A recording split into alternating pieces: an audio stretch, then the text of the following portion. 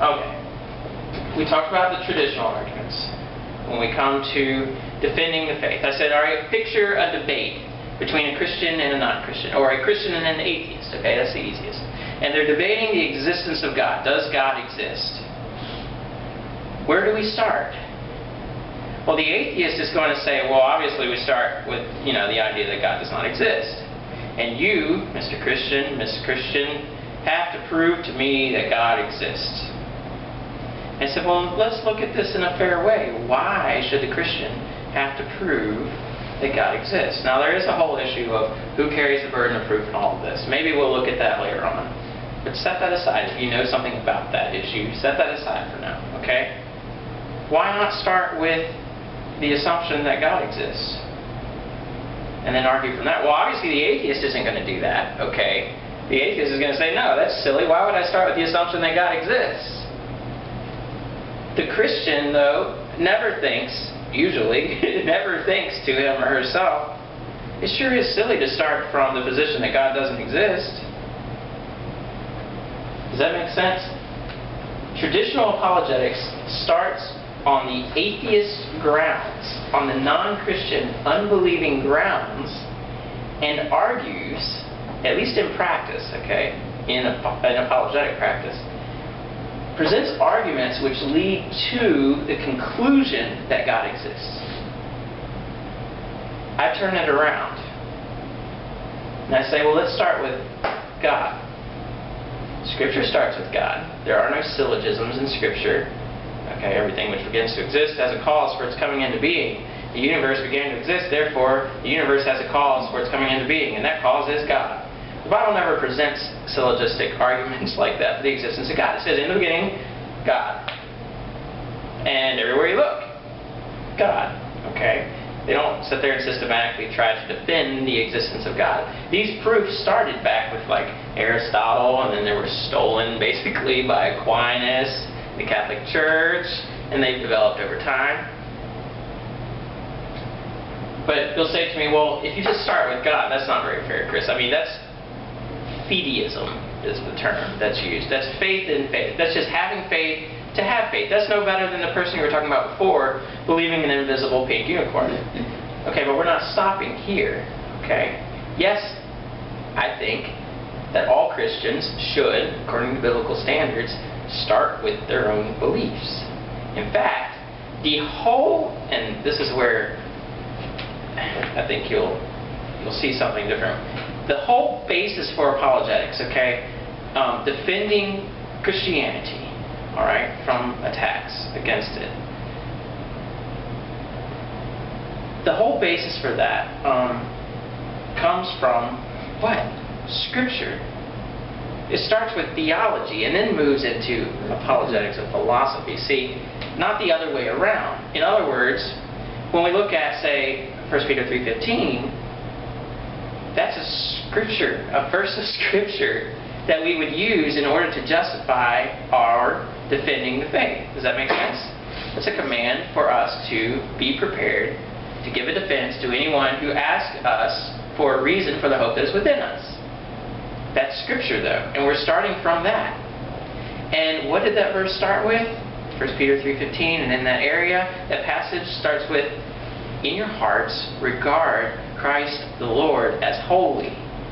That's how we start. The fear of the Lord is the beginning of knowledge. It's not knowledge than God. It's God, and that's how we have knowledge, and that's where we get our philosophy from, our thinking. It's not philosophy according to the world, and then we get to God. It's philosophy according to Christ. Okay? So we don't just start with God and that's that. We do present arguments. Here's how that works, and this is what we started last week. For the sake of argument, let's set ourselves on the non-Christian worldview and start with self and see how far we can get. Okay?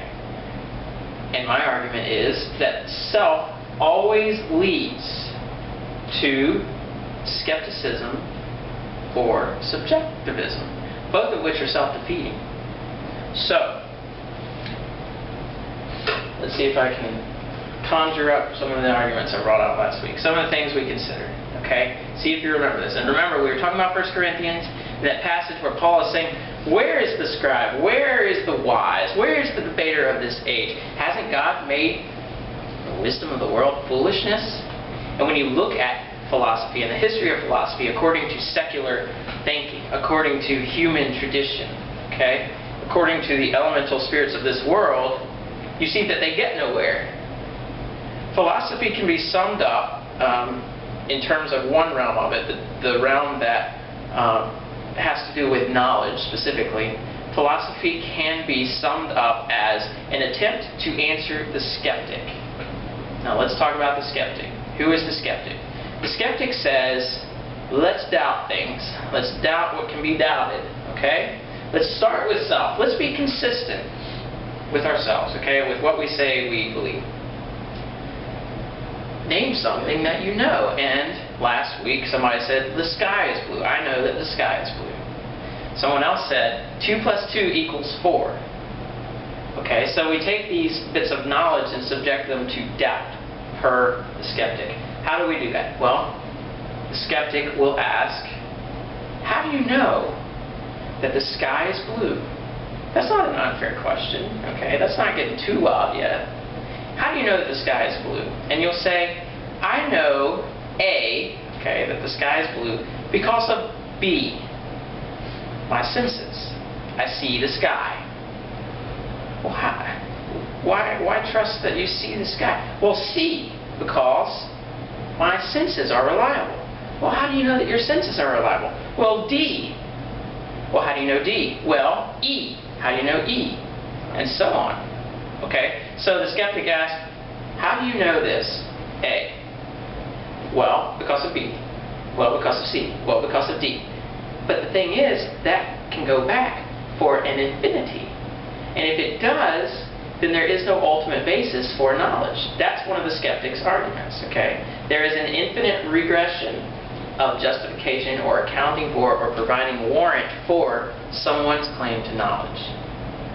But the skeptic won't stop there. The skeptic will say, you don't even know that you believe that. You say, what? Yes, define sky. You say the sky is blue and you know that? What do you mean? What does sky mean? And so you define sky. But when you define sky, you define it using other words. And the skeptic picks out one of those words and says, define that word.